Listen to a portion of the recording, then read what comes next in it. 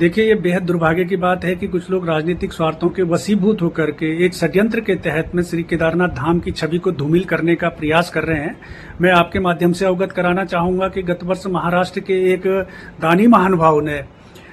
श्री बद्रीनाथ केदारनाथ मंदिर समिति के समक्ष इच्छा प्रकट की थी कि वो केदारनाथ धाम के गर्भगृह को स्वर्ण मंडित कराना चाहते हैं।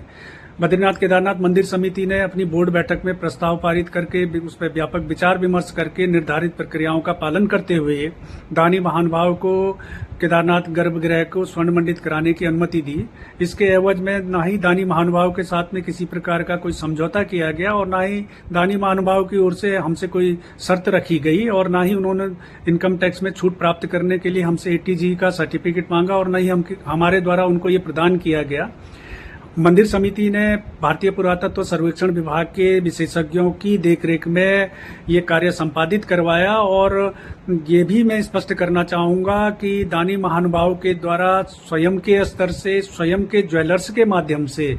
ये कार्य संपादित कराया गया और इससे पूर्व वर्ष 2005 में इन्हीं दानी महानुभाव ने श्री बद्रीनाथ धाम के गर्भगृह को भी स्वर्ण मंडित कराया था और इन्हीं ज्वेलर्स के माध्यम से उन्होंने ये कार्य संपादित कराया था। दानी महानुभाव की जो निश्चल और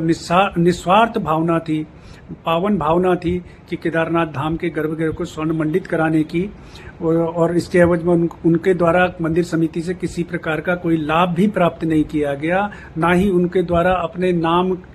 की अपेक्षा प्राप्त की गई। लेकिन दुर्भाग्य की बात है, इस सबके बावजूद कुछ लोगों द्वारा दानी महानुभाव की मंशा पर सवाल उठाया गया कि सोने की जगह पीतल की परतें लगाई गई हैं। तो ये स्वाभाविक रूप से बहुत ही दुर्भाग्य की बात है और इससे जो अन्य दानी महानुभाव भी हैं जो केदारनाथ बद्रीनाथ धाम में हमारे तमाम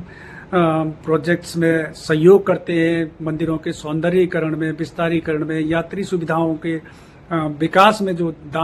दानी महानुभाव हमको सहयोग करते हैं, उनकी भावनाओं को भी ठेस पहुंची है। और मैं कांग्रेस के मित्रों से, समाजवादी पार्टी के अखिलेश यादव जी से ये भी पूछना चाहूंगा कि क्या उन्होंने आज तक कभी देश में जो मस्जिदें हैं, जो अवैध मदरसे हैं, उनको कहां से दान प्राप्त हो रहा है, किन स्रोतों से दान प्राप्त हो रहा है, क्या उन्होंने कभी इसकी इंक्वायरी करी या कभी उन्होंने इस पर सवाल उठाए।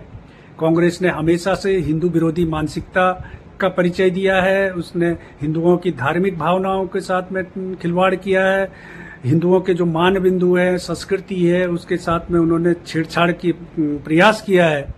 और हिंदू धार्मिक स्थल हैं उनके गरिमा के साथ में ठेस पहुंचाने का उन्होंने प्रयास किया है। और ये इसी क्रम में अब ये केदारनाथ धाम में, क्योंकि आप जानते हैं कि गत वर्षों से केदारनाथ धाम का में देश विदेश से बड़ी भारी संख्या में श्रद्धालु पहुंच रहे हैं, नए रिकॉर्ड केदारनाथ धाम की यात्रा का बन रहा है। इससे विचलित होकर के वो यात्रा व्यवस्थाओं में खलल डालने के लिए, धाम को की गरिमा को ठेस पहुंचाने के लिए, उसको बदनामी करने के लिए इस प्रकार के